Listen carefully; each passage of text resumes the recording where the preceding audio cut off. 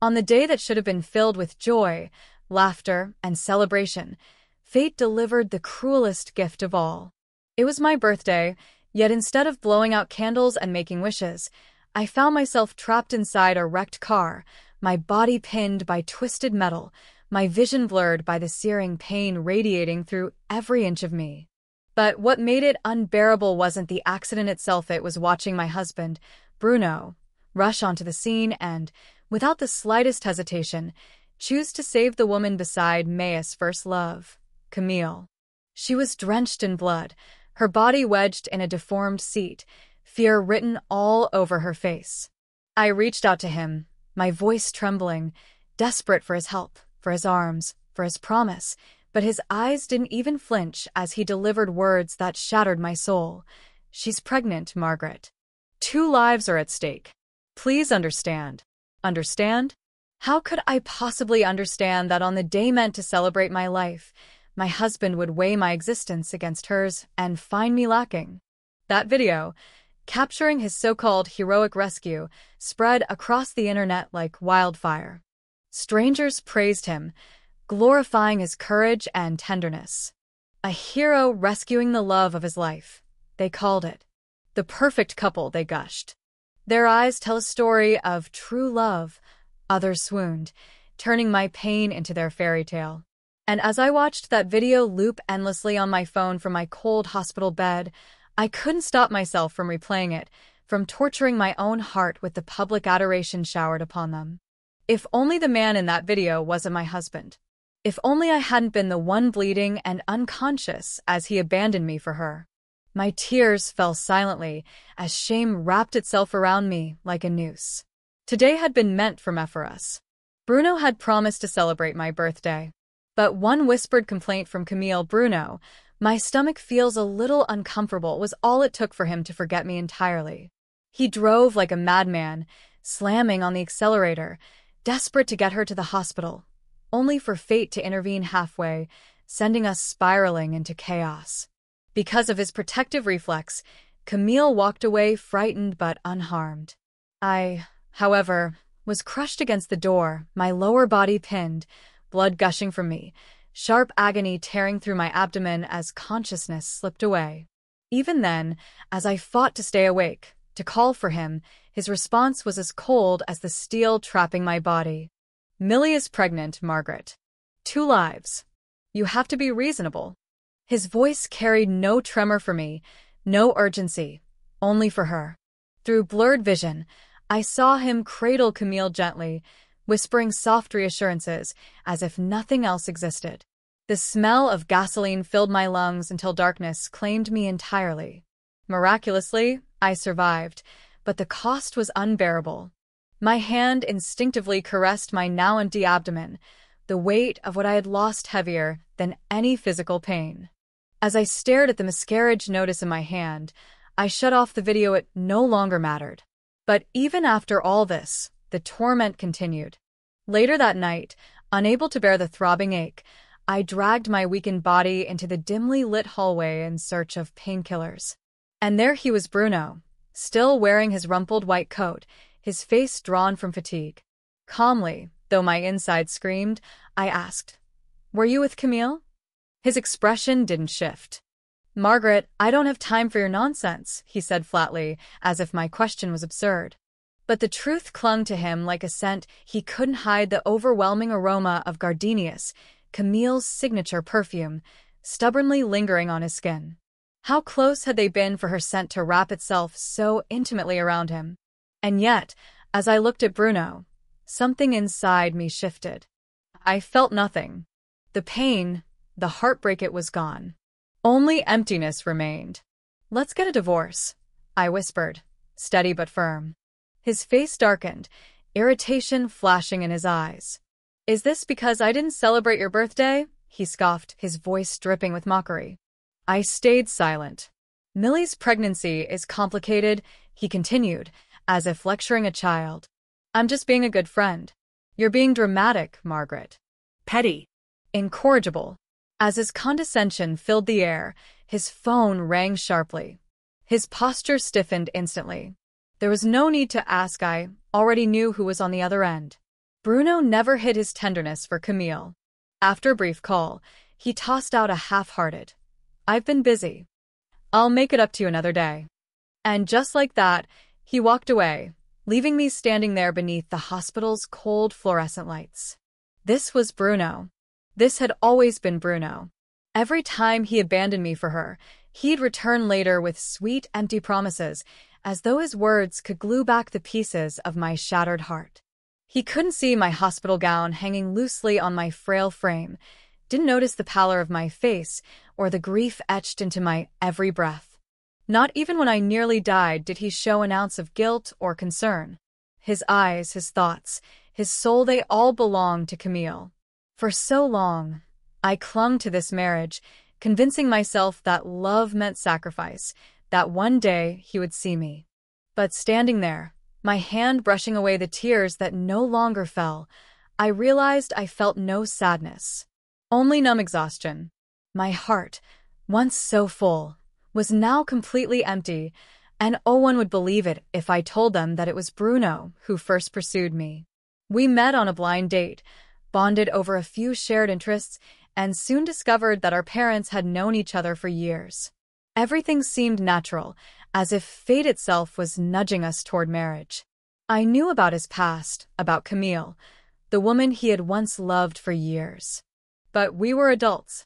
I believed, so foolishly, that he had already closed that chapter and was ready to build a new life with me. I was so terribly naive. Ever since Camille returned to the country carrying his child, my entire world unraveled. The Bruno I knew, calm, steady, responsible, transformed into someone I could hardly recognize.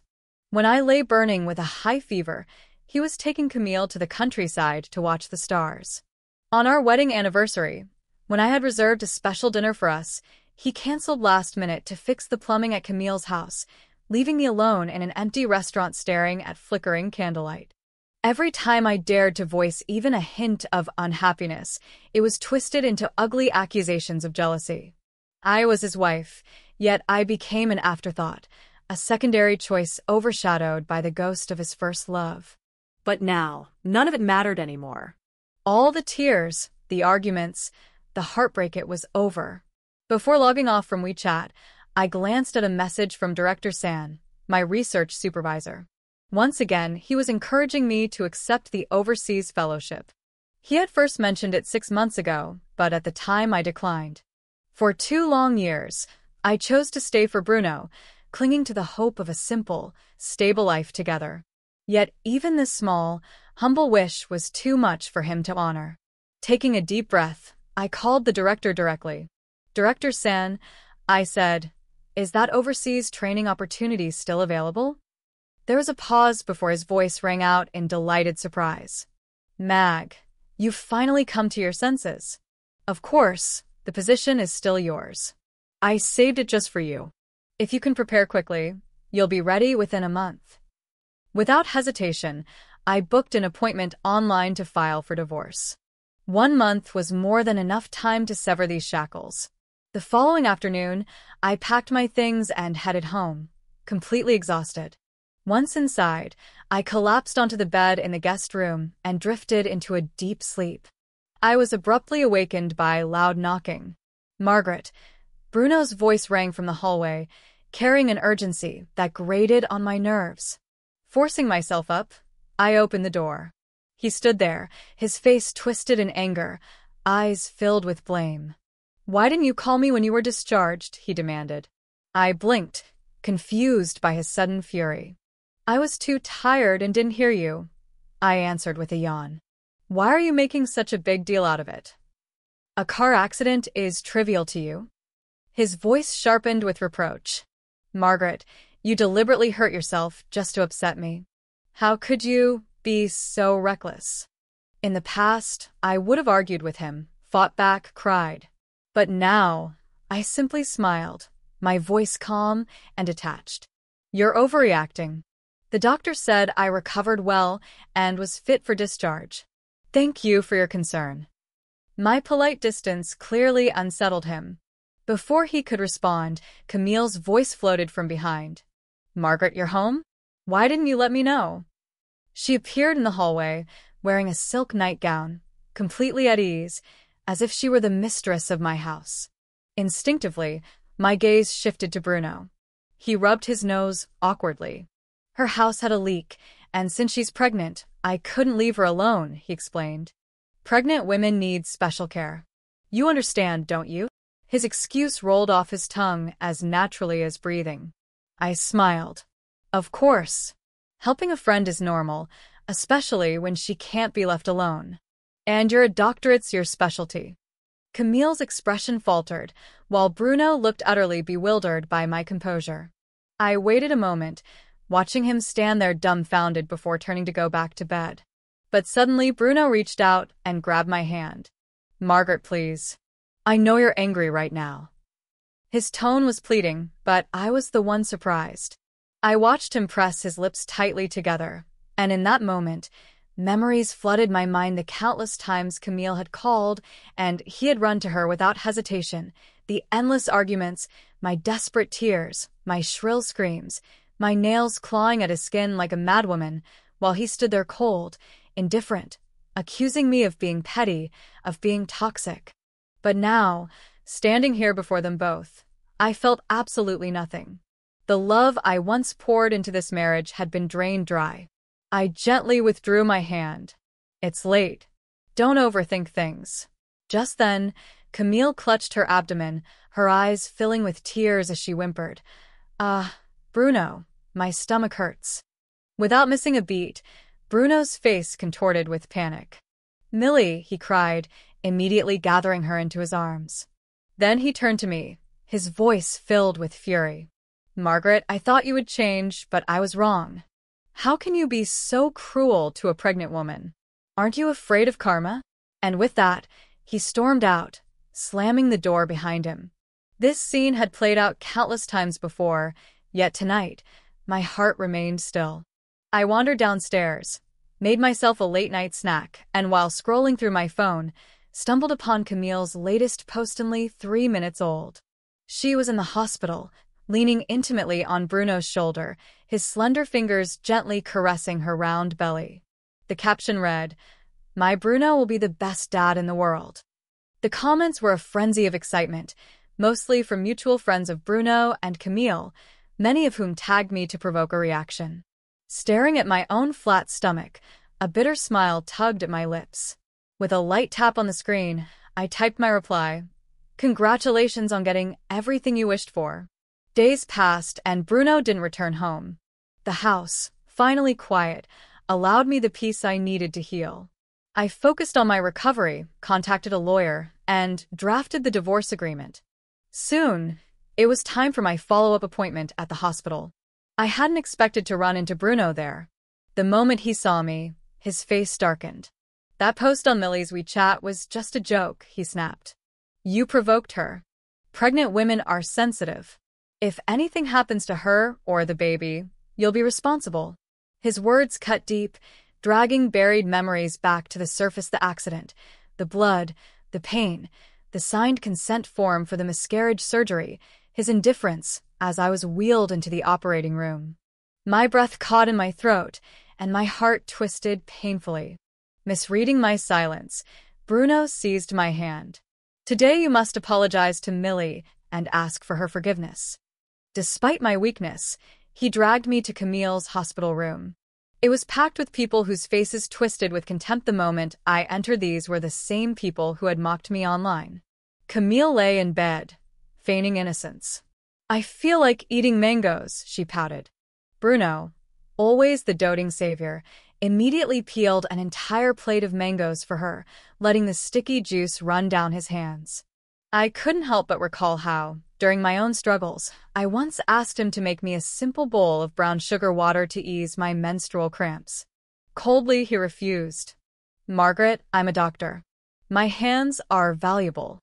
But for Camille, he sacrificed his precious hands without hesitation. The room filled with mocking glances directed at me, but I remained composed. Our divorce was imminent. None of this mattered anymore. Camille, sensing my indifference, leaned into Bruno flirtatiously. "Bruno, you're so good to me. Margaret must be dying of jealousy." Bruno's gaze landed on me, and with a sneer, he coldly added, "You're incapable of doing anything unless I remind you." Then, without warning, he grabbed a mango from the basket and threw it at me. Instinctively, I caught the mango and gently placed it on the nearby table. Bruno froze for a moment, his eyes wide with surprise. I knew exactly what startled him had thrown me a lifeline, a chance to show weakness, to act irrational, to take the bait. But I didn't. Someone nearby couldn't help but sneer. "Oh, she's gotten smarter. Knows how to retreat in order to advance. What a tactic." Bruno's stern expression softened ever so slightly, as if secretly relieved that I hadn't created a scene. He continued peeling fruit for Camille, but his gaze remained fixed on me, searching for any crack in my composure, waiting for me to snap. But I didn't. My face was serene, my focus drifting to the window beyond the suffocating hospital lights. This only darkened Bruno's face further. Camille, seeing her performance failing, filled her eyes with crocodile tears and spoke softly. "Margaret, if it bothers you so much, you can have all of these." Her pitiful act painted me as the villain, a master at manipulation. This was her usual tactic, deliberately provoking me while waiting for Bruno to scold me and defend her honor. But I simply smiled and stood up to leave. Bruno, however, suddenly stepped in front of me, blocking my path. His brows furrowed deeply. "Margaret, why aren't you angry?" he demanded. I looked at him, feigning confusion. "What are you talking about?" His voice turned almost desperate. "I'm looking out for Camille. Doesn't it bother you?" My voice remained polite and distant. "They're your friends. Isn't it reasonable to look out for friends?" "No, it's not reasonable." Bruno's voice cracked as his lips tightened and his eyes grew red at the corners. "Why are you ignoring me? Aren't you jealous? You weren't like this before." Camille's mask of composure nearly slipped as she watched Bruno spiral. "Shut up, Bruno," he suddenly snapped at Camille, startling everyone in the room. Even I was momentarily dazed. This unease, this restlessness, once it had belonged to me. The commotion caught the attention of the ward doctor who entered the room, and to my surprise, it was the same doctor who had treated me during the car accident. His first words were filled with concern. "Miss Ju, how have you been? Any vaginal bleeding?" I hadn't even spoken before Camille gasped dramatically. "Vaginal bleeding? Margaret, do you have a condition?" Oh, I shouldn't have asked. How embarrassing. Her wide-eyed innocence barely masked the malice glittering behind them. Her words drew attention from passers-by outside the room. The glances directed toward me were filled with ridicule and judgment, their mocking eyes stinging like countless needles. But before anyone else could speak, the doctor cut through the tension. Vaginal bleeding in women, aside from pathological causes, is a normal physiological occurrence. If you don't understand, keep your mouth shut and don't mislead others. His stern gaze shifted to Bruno, filled with reproach. "Dr. Liu, your wife just suffered a miscarriage caused by a car accident. Her body is fragile, and yet you lose your temper with her. As her husband, how could you be so negligent?" After a few more stern remarks, the doctor left. The room fell into suffocating silence, lasting for several minutes. Everyone's eyes darted between Bruno and me, but no one dared to speak. Finally, Bruno broke the silence. "You were pregnant? You had a miscarriage, Margaret? Why didn't you tell me?" His voice cracked with disbelief. I smiled faintly, my voice light, as if brushing off a minor inconvenience. "That little life is already gone. There's no point in discussing it now." Bruno's face contorted in pain. "That was my child too. How could you say it wasn't necessary?" His hands trembled as his voice turned hoarse. Staring into his reddened eyes, I sneered. "Save your crocodile tears, Bruno." I had never intended to mention the child. Our marriage was already unsalvageable. A child wouldn't change anything. I didn't want to disturb the peace of that little soul by dragging it into our mess. But since Bruno insisted, I would let him taste the agony I had swallowed for so long. My voice turned sharp as a blade. "The night of the accident you were there.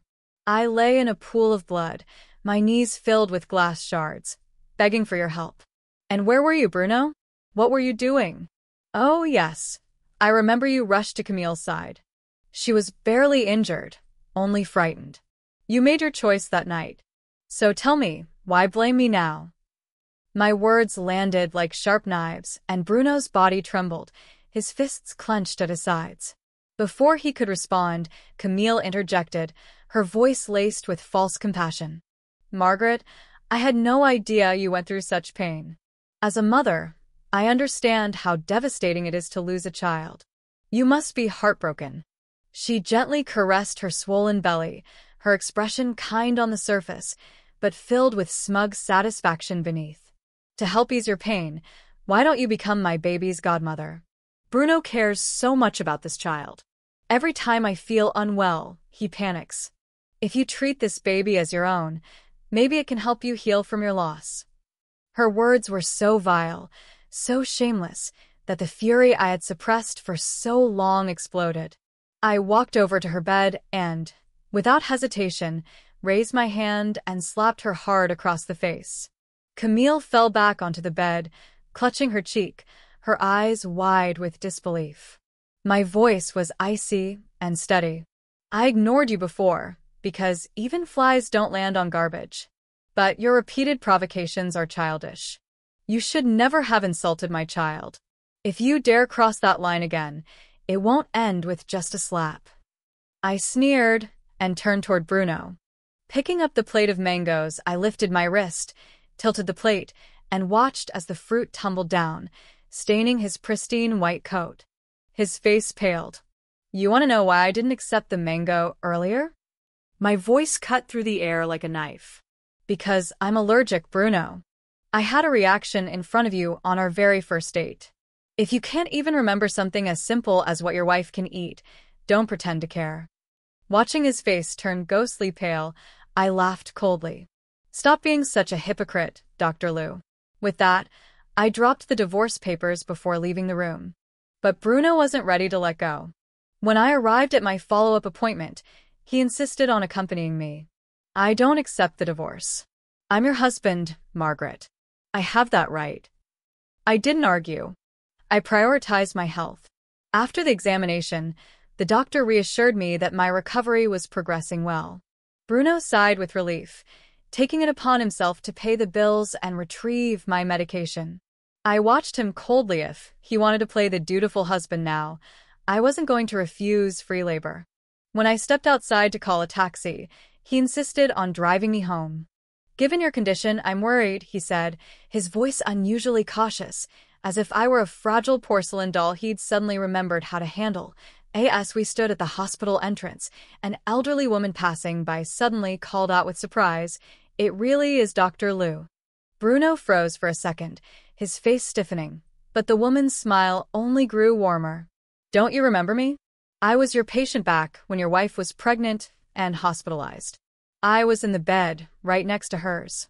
Oh, my goodness, I've never seen a husband as attentive as you, Dr. Liu. Despite your busy schedule, you were always there bringing her tea, massaging her legs when she cramped. I was so envious of your wife. I told my daughter many times that I hope she marries someone just like you one day. The lady spoke on, her voice filled with genuine admiration, completely unaware of the dark truth beneath the surface. Bruno stood frozen, panic slowly clouding his face, stealing glances at me, terrified. But I simply stood there, listening quietly, allowing every word to pierce through him like tiny knives. His meticulous devotion, of course, hadn't been for might, was all for Camille. After chatting excitedly for several minutes, the elderly woman finally noticed me. Oh, is this one of your patients, Dr. Liu? I'm so sorry, I didn't mean to keep you. I offered a faint smile, but said nothing. Soon, I would no longer be associated with Bruno. We would be strangers after the divorce. But just as she was about to leave, Bruno suddenly grabbed my hand and declared solemnly, "No, she's my wife." The woman's eyes widened, her expression shifting from surprise to instant contempt as she processed his words. She forced a bitter smile and muttered loudly enough for everyone nearby to hear, "Having a wife yet always clinging to a pregnant woman. He may look decent, but he's worse than a beast. Men like him are everywhere, disgusting liars. Oh, my daughter will never marry someone like this, never. She walked off, shaking her head in disgust, leaving Bruno standing there, his face drained of color. I couldn't understand why he insisted on this farce. Why invite more shame upon himself? Was he mad? Still, he insisted on driving me home. You've just had a miscarriage. You need proper care, or you'll suffer long-term consequences, he said with a serious tone that sounded almost genuine, but all I could feel was emptiness. I didn't argue. A free driver was still a driver. He instructed me to wait at the hospital entrance while he went to retrieve the car. Before leaving, he clutched my hand tightly, his usually cold eyes tinged with something unfamiliar pleading. Wait for me. Just 5 minutes, okay? I nodded numbly. But 5 minutes turned into 10, then 15. Bruno never came back. Growing tired of waiting, I opened my ride-hailing app and returned home by myself. As I sipped on a warm cup of milk, settling into the rare comfort of my solitude, the door suddenly burst open. Bruno stumbled inside, his appearance disheveled, his chest heaving. He stared at me, desperation written all over his face. Just a little longer, Margaret. Why didn't you wait for me? He asked breathlessly. Why didn't I wait? I echoed softly, flipping through documents in my hand without looking up. I did wait. You were late. You broke your promise. My voice was calm, but laced with cold finality. You went to see Camille, didn't you? His face twitched in panic, but I cut him off before he could deny it. Don't even bother. There's lipstick on your neck. The bright mark stood out like a deliberate taunt. Camille had orchestrated it all, as always. Bruno stammered, trying to salvage what little dignity he had left. She suddenly fainted. I was afraid something might happen. That's all. His voice wavered, filled with manufactured grievance, as if I was the one being unreasonable. But I was the one who had been crushed, humiliated, discarded time and time again. My bitter laugh escaped like a choked sob. You feel wronged over something so small? Bruno, the pain I've endured for you surpasses anything you could ever imagine. My voice grew sharper as years of bottled rage began pouring out. When we got married, you cried as you vowed to protect me, to give me a lifetime free of tears. And what did you give me instead? Endless humiliation and suffering. I stared him dead in the eyes, my voice trembling but unrelenting. 2 months ago, when the rain poured, you promised to pick me up. But when Camille called, you abandoned me on the roadside. I walked 2 hours in that downpour, fell ill, and was hospitalized with an infection. A month ago, during my business trip, riots broke out. I was terrified. I caught the first flight back, hoping for comfort. But when I found you, you were holding Camille, singing her a birthday song. A week ago, I was bleeding profusely, begging you to save me and our child. I called your name with every ounce of strength I had. And what did you do? You carried Camille into the ambulance, never even glancing back at me. If not for the firefighters arriving in time, I would have died, suffocating in gasoline fumes while you tended to someone else. My entire body trembled, my fists clenched so tightly that my nails dug into my palms. So tell me, Bruno, what right do you have to complain to me now? He stood there, paralyzed, his lips trembling as he struggled to find words that wouldn't come. I took a deep breath, ready to walk away from him forever. But once again, Bruno grabbed my wrist in desperation. Margaret, was I wrong? I'm an idiot. Hit me, scold me, just don't divorce me. I didn't know you were pregnant when the accident happened. I thought it was a minor injury. We can have more children in the future. Please give me another chance. I'll make it right. My response came without hesitation. A slap, heavy with years of pain and betrayal, echoed sharply across his face. My voice cracked under the weight of unshed tears. You're disgusting, Bruno. Even now, you haven't looked at my medical records, have you? If you had, you'd know that I bled out. I went into cardiac arrest. The doctors had to replace nearly all my blood just to keep me alive. But that wasn't the worst part. They had to remove my uterus to save me. My voice shook as I screamed through the storm of emotions, tears streaming uncontrollably down my cheeks. And now you dare talk about having more children? How? Tell me, how am I supposed to give you more children? Bruno's face collapsed completely, his skin pale as paper, his entire body trembling. But I was done feeling pity. My voice dropped to a cold, cutting whisper. If you truly feel guilty, then sign the divorce papers. And give me enough money to ensure I never have to see your face again. Leaving those words behind, I turned and walked away without a glance back, retreating upstairs as Bruno stood there, crumbling under the weight of the reality he had created. Even after everything, Bruno refused to let go easily. No matter how many times I reminded him, pleaded with him, or made my stance clear, he clung desperately to the illusion that there was still hope for us. Every morning, he appeared at my door with fresh bouquets of roses, as if flowers could erase the years of betrayal. He hovered around me like a ghost I couldn't shake off, invading every corner of my life, suffocating me with his unwanted presence. After several days of enduring his relentless obsession, I finally snapped. My voice was cold, sharp with irritation. Bruno, do you really think this makes sense? Are you not disturbing my life? Do doctors have so much free time these days to stalk their ex-wives? Bruno's smile twisted into something bitter and broken. I'm not working anymore. I've been suspended. His voice trembled slightly as he confessed that someone had filed an anonymous complaint against him, exposing his unprofessional relationship with Camille at the hospital. Years of his carefully built reputation crumbled overnight, and now he was under investigation. His entire career teetered on the edge of ruin. But none of that mattered to me anymore. I stared at him blankly, my indifference like a blade slicing through his last defenses. He forced a hopeful smile. Margaret, I just want to make it up to you now. Please give me a chance. His eyes momentarily lit up, clinging to even the faintest sliver of hope. But I extinguished it instantly. Of course, I'll give you that chance to sign the divorce papers. His face froze in despair as reality crashed down upon him. If you don't, after 2 years of separation, I can still file for divorce without your consent. Either way, this will end. Once I had been blind, drowning in love, enduring humiliation after humiliation. But now I was finally awake. No one would stop me from walking forward. Bruno's voice cracked one last time, desperation coding every word. Margaret, I know I hurt you deeply.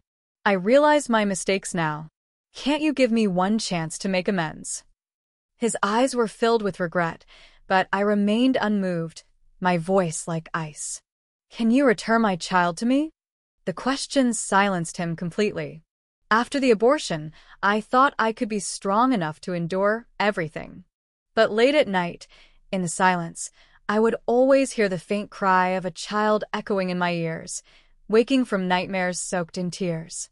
Rationally, I kept telling myself that losing the child had been inevitable, that bringing a baby into a family without love would have only brought more pain.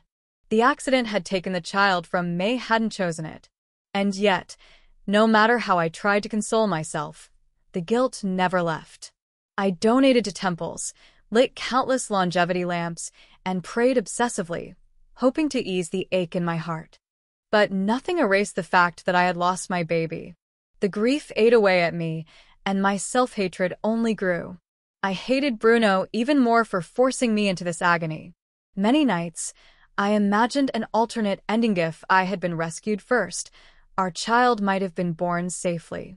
Perhaps a bright, energetic boy. Or a little girl who looked just like me. I would never know. The pain of that unknown haunted me. That night, Bruno sat alone in the living room, chain-smoking through the dark hours. When I woke the next morning, the floor was littered with cigarette butts and finally, the divorce papers were signed. I gathered the documents without hesitation, went straight to the airport, and left it all behind. My studies overseas became my salvation. Academic journals kept me busy, the endless workload numbing my lingering sorrow. Half a year passed before I allowed myself to reconnect with old friends back home. That was when I heard the gossip twisted, tragic, and yet I felt no satisfaction. Margaret, you wouldn't believe how miserable Camille's life is now. After my divorce, I had kept things simple on social media, merely stating that feelings had faded to avoid drama. But Camille couldn't resist flaunting her supposed victory, stirring the curiosity of the wrong people. Dirt surfaced quickly, secrets that even her mutual friends hadn't known.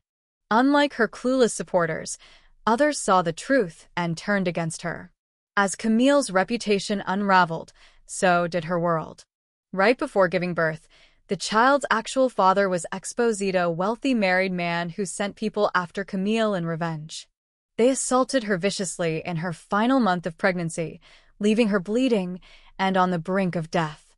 Though the doctors managed to save her life, the baby was lost. The brutal attack left Camille permanently disabled, bedridden for the rest of her life.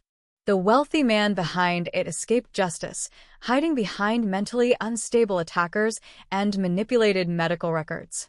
Bruno's fate wasn't much better. While trying to salvage Camille's disaster, he was caught by the hospital's disciplinary committee. Fired, disgraced, and blacklisted, he eventually disappeared into obscurity, reduced to working as an assistant in some shady back-alley clinic, his once promising career shattered beyond repair. Yet none of it mattered to me anymore. After hearing everything, I merely stretched, took a deep breath, and returned to my studies. My life had already moved on. I received no more news from my homeland, and I didn't need to.